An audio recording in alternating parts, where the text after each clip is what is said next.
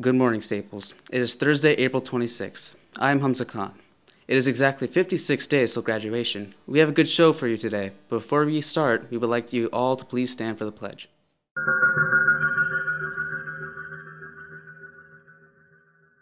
I pledge allegiance to the flag of the United States of America and to the republic for which it stands, one nation, under God, indivisible, with liberty and justice for all.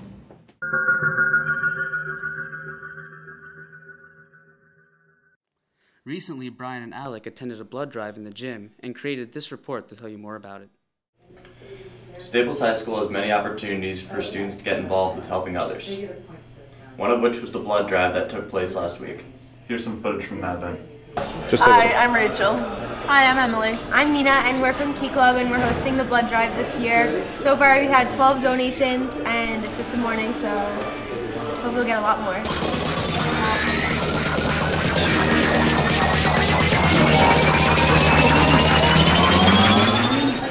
This is my second year doing the blood drive.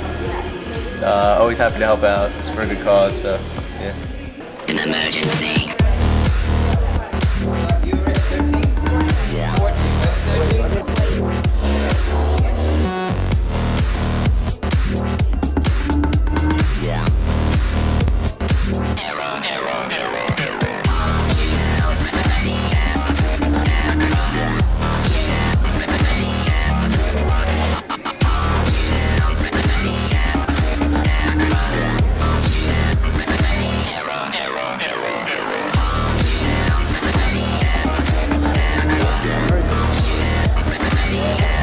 Fine, same as I did when I came in. I feel better than I did before I came in. Pretty good. Feel pretty good about giving to people.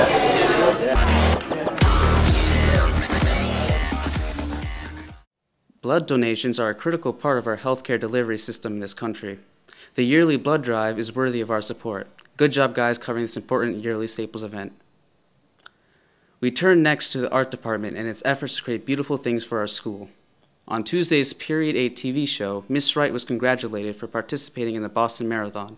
Today we want to give you another update on the mural class and a project they have been working on for over a year now. Olivia, Vidora, and I went to go check out Miss Wright's mural painting class.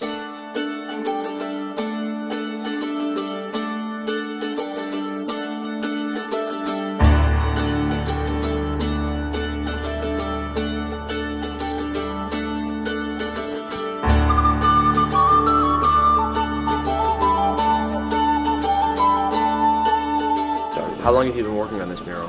We started it last spring, and during that time we had other murals in process also, so we had a couple people working on this, and the students are doing it during class, so basically they only have about 4 hours per week to work on it.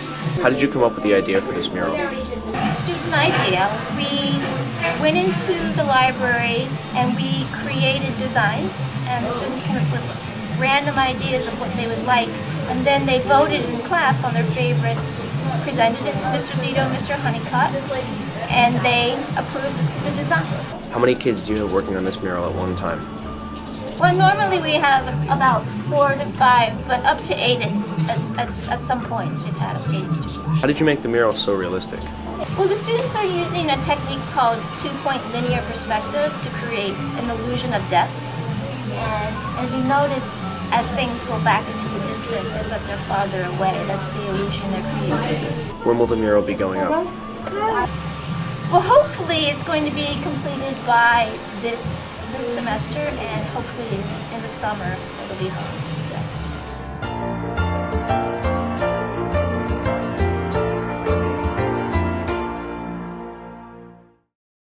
So that mural looks pretty awesome. We look forward to it hanging outside the Media Lab. Up next, we have some announcements for you. Today, the Library Learning Commons is sponsoring a guest speaker, Ms. Kakenya Ntaiya, a member of the Maasai, a semi-nomadic people located in Kenya and Tanzania. She will speak in the LLC during the lunch wave. Here's a little more information about this event. Hi, I'm Greg Shikowitz, and I'm here with Kakenya Ntaiya, who will be speaking in the library today. So Kakenya, what will you be talking about? Today I'll be talking about education, I'll be talking about girls' education in Kenya. I will be sharing a little bit about my experiences, how I grew up in a rural Maasai village, and how I made it all the way to getting an education and going back to Kenya to helping the girls that are in my community. What is your purpose for coming to Staples today? My purpose is really to inspire the students in this school to raise awareness about the plights that so many girls go through in Kenya, and not just Kenya, but literally in the developing world, and to really, hopefully, get every young person here inspired to do something, not just for themselves, but for the world. What do you want the Staples students to take away from this? I think I came here 3 years ago, and I met a young lady called Alexi, and she invited me to her home, and I was able to speak to her and her friends. And what Alexi did after that amazed me up to this day. And so today I hope that all that will listen to my voice, who would listen to my story, and who will learn about the things that are happening in other worlds can do something. Please don't wait. Just go out there and do what you have in your heart. Thank you. Thanks for joining us. Now back to the host. So when you think about the Girl Scouts, many people think about the cookies, but the Girl Scouts are really much more than baking. Here's Elliot and Wyatt to tell you more about the Girl Scouts of America. When you think about Thin Mint cookies or Samoas, of course you think about Girl Scouts, but Girl Scouts are so much more than that. It's more than cookies. If I were to play a word association game with you and I said Girl Scout, most people would respond, cookies. And rightfully so, because everybody knows Girl Scout cookies, everybody likes Girl Scout cookies, everybody eats Girl Scout cookies. But have you ever bothered to look at a Girl Scout box or read what it says? It talks about confidence, courage, character. So Girl Scouts are a lot more than just selling cookies. And the cookies began way back when Juliet Gordon Low started the Girl Scouts, which was 100 years ago. And they started selling cookies somewhere around 1917. And it just started as a way to raise money so that they could have activities. Now, Girl Scouts all over the United States, which number about 3.5 million girls are Girl Scouts, sell cookies, and that's how the Girl Scouts support themselves.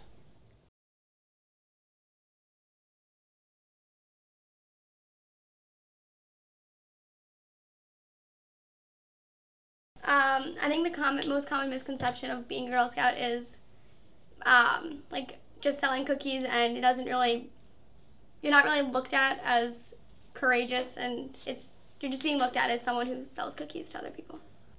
It was a commitment. It was a commitment to go to meetings and to work on badges and patches, which obviously I did. Most of these came from camp.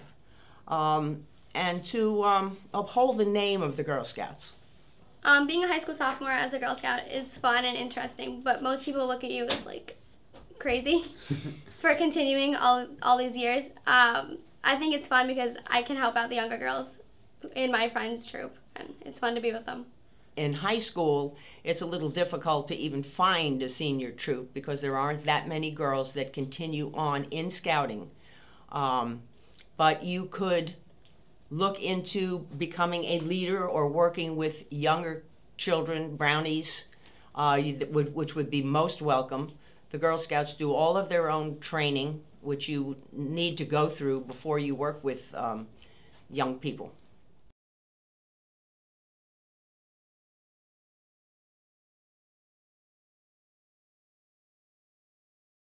Great job, guys. Many of us will continue to support the Girl Scouts and even continue to buy those cookies. And now it is time for sports.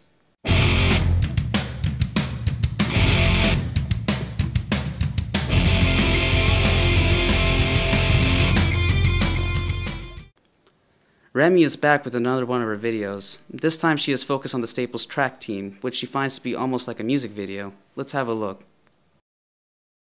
Hi, I'm Remy Bonnet, and here's some footage of the Staples track meet against Bastic and West Hill.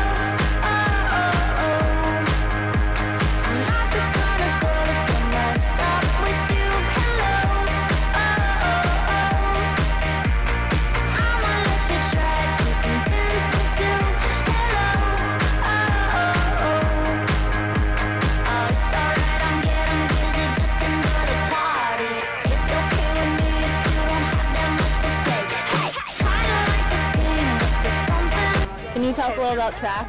I'm doing reviews. What? Oh.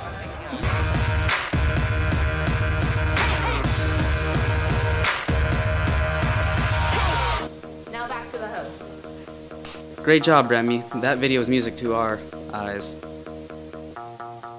Sibo and Ben have put together a video about the girls lacrosse team. Here it is. How is the team? The girls lacrosse team here at Staples High School is looking excellent this year, and we have a lot of returning seniors and also a lot of young talent. Very good. Let's talk about May Flaherty for a second. How do you think having her and all of her experience is going to help the team and all these young players? Well, really that entire senior class is very talented. Maeve was lucky enough and talented enough to get All-American status for the first time that any player's gotten it here at Staples for girls lacrosse. But we also have Jessie Ambrose, who's a big playmaker on offense. And then we have wonderful, wonderful things happening on defense with Allie Crofts and Remy Nolan, who are also seniors. Kenzie Roof rounds out the defensive end, and then Adele Mackey is injured right now, but she's a huge component on offense, and I like to call her the sniper. Actually, it's very interesting with regard to our senior class because two of, I mentioned Allie and Remy, they both play defense, but to be honest, they're also extremely talented on offense, and so they're kind of secret weapons when it comes to that kind of thing. But additionally, we have 4 girls who signed as juniors to go to Division I colleges, and another that's going to a D3 school. So it's a very, the balance of talent in the class is very well rounded. Yeah, word around the school is that 3 freshmen made it this year and that they're all pretty good. Then the rest of the class actually that didn't get to make varsity is still a very good team. Are you excited for the future? We're very excited for the future. That information isn't totally accurate. We have 5 freshmen on varsity. 5 freshmen. 4 field players and 1 goalie. But yeah, and then I've known those girls for a long time. I've been coaching them in the summers since they were about 10. So they've been playing for a long time, and there are a couple on JV, and the freshman team itself is very talented. That's our report on sports, and that's our show for today. The Period 8 TV production class will be back with their show next week. See you later in the library at lunchtime, and have a wonderful weekend. Goodbye. I wanna eat them like they do cross the country. Buy 'em, eat 'em, love 'em, Girl Scout cookies I am me. Thin mints are my favorite, some more was are chewy. Girl Scout cookies are the best when you buy from Brownies.